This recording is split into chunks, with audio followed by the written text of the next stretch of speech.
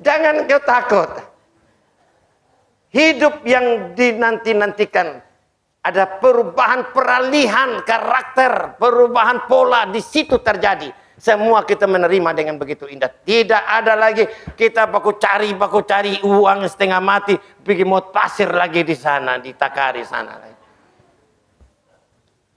Indah, itulah yang membuat saya berani menghadapi hidup ini.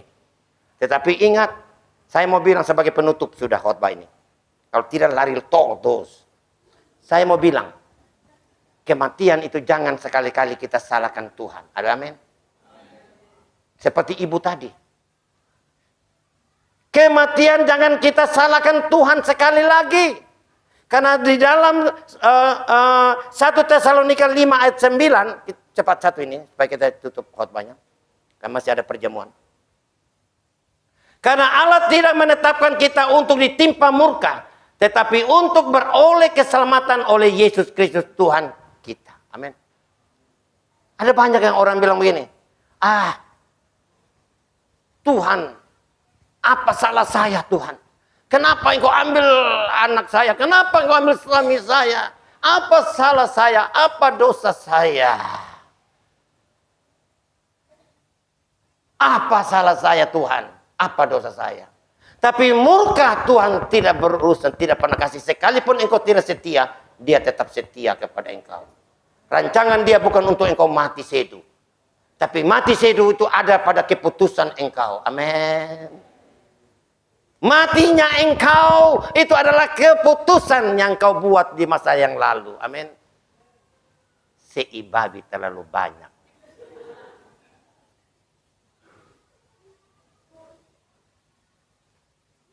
Sudah tahu lambung, makan lagi asam-asam, langsung masuk UGD. Untung Tuhan Yesus masih mengasihi engkau. Apapun keputusan Tuhan menghendaki, Tuhan menciptakan engkau, harganya sangat mahal. Dia kasih engkau kebebasan, free will, kebebasan untuk engkau mengambil keputusan sendiri, tidak diatur kita manusia seperti remote. Tuhan mau ini, Tuhan mau bikin begini. Wah, itu ketaatannya tidak murni kalau begitu. Betul tidak? Kalau kita dijadikan sebagai remote, ketaatan yang kita lakukan tidak murni. Betul tidak? Karena sudah diatur. Tapi karena ada kebebasan yang dia kasih kepada kita, ketika kita memilih untuk melakukan menyembah Tuhan Allah yang benar, dari hati yang bebas ini tidak dipaksakan, disitulah yang terbentuk dengan namanya moralitas. Moral. Dan moral berdiri di atas kebebasan yang Tuhan telah tetapkan kepada kita. Itulah moral ada di dalam diri kita. Amin. Adanya kebebasan dalam diri kita. Kebebasan free will itu diciptakan. Dia tidak paksakan engkau. Engkau bisa memilih. Mau sehat, mau umur panjang. Bisa. Tapi Tuhan sudah berjanji. Tuhan tidak pernah ingkari janji. Iya dan amin. Tangan kanan ada umur panjang, Tuhan bilang. Tangan kiri ada kehormatan dan kekayaan. Engkau mengambil. Apakah Ulangan 30 ayat 19? Coba kita baca sekali lagi supaya kita ingat. Ulangan 30 ayat 19. Aku memanggil langit dan bumi menjadi saksi terhadap kamu pada hari ini. Kepadamu kuperhadapkan kehidupan dan kematian. Kepadamu. Berkat atau kutub. Pilihlah kehidupan supaya engkau hidup, baik engkau maupun keturunanmu. Amin. Ini bagus ayat-ayat. Kehidupan free will, kehendak bebas yang kita punya, marilah kita pilih yang terbaik. Amin. Tuhan tidak memaksakan engkau. Tuhan tidak pernah membalas kutuk dengan dosamu. Engkau punya kejahatan, Tuhan tetap balas kebaikan. Engkau tidak setia, dia tetap setia. Engkau tidak mengasihi, dia tetap dia mengasihi engkau. Tuhan itu kasih yang tidak berujung. Dia adalah kasih yang agape yang luar biasa. Jadi jangan kita salahkan Tuhan ya. Apapun yang terjadi, Tuhan kenapa engkau ambil? Karena itu, di dalam Ayub yang diuji begitu rupa. Ayub diuji, diambil anak-anaknya. Dia ambil harta-harta bendanya Ayub itu. Ketika dia terlanjur, dia berkata, engkau yang memberi dan engkau yang mengambil. Di dalam ayat pasal 1, ayat 21 kalau tidak salah itu.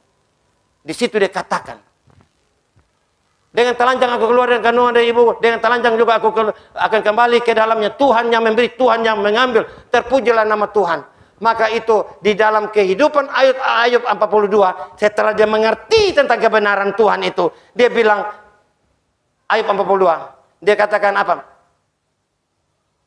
Ayub 42 itu dia katakan, aku tahu rancanganmu tidak ada yang gagal. Maka aku tarik semuanya perkataan-perkataanku yang salah. Bahwa bukan engkau yang mengambil sesungguhnya, tapi aku yang memberi dengan tidak berhikmat daripada Tuhan. Amin. Amin. Penutupan ayat 42 itu, penutupan dari serangkaian ayat itu, dia tutup di terakhir itu, paling terakhir ayat 42. Dia katakan apa? Aku menyesal dengan perkataan bahwa itu engkau yang ambil, padahal bukan engkau yang ambil sesungguhnya. Engkau tidak ambil sembarang. Engkau sudah memberi hidup, dan engkau hidup dan berikan hidup untuk selama-lamanya. Tapi diberikan kebebasan untuk engkau ambil kesempatan mempergunakan hikmat dari Allah. Mintalah hikmat, Kolose 2 ayat 3 itu. Mintalah hikmat dari Allah. Untuk engkau berjalan dengan dasar hikmat. Amsal juga mengatakan hikmat itu betapa pentingnya untuk engkau berjalan bersama Yesus. Dan engkau tidak akan masuk dalam jurang-jurang yang celaka. Hikmat, berdoalah, minta hikmat dari Tuhan. Ambillah keputusan yang kau buat. Apa yang terjadi pada hari ini, itulah buah keputusan di masa yang lampau. Amin.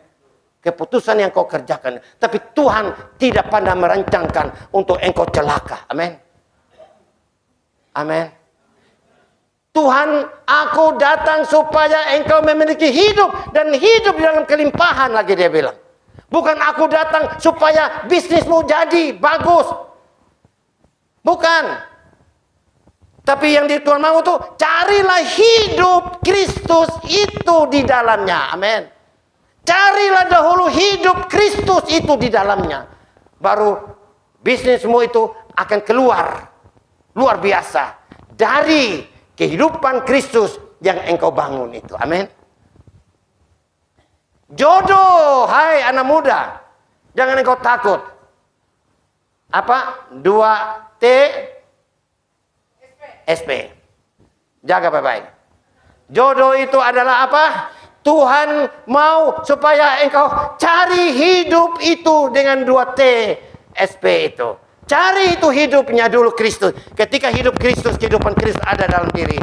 Maka kehidupan Kristus dari kehidupan Kristus yang ada dalam itu merubah penampilanmu, merubah cara hidupmu, merubah kehadiran engkau di tengah-tengah komunitas yang lagi sedang mencari jodoh juga.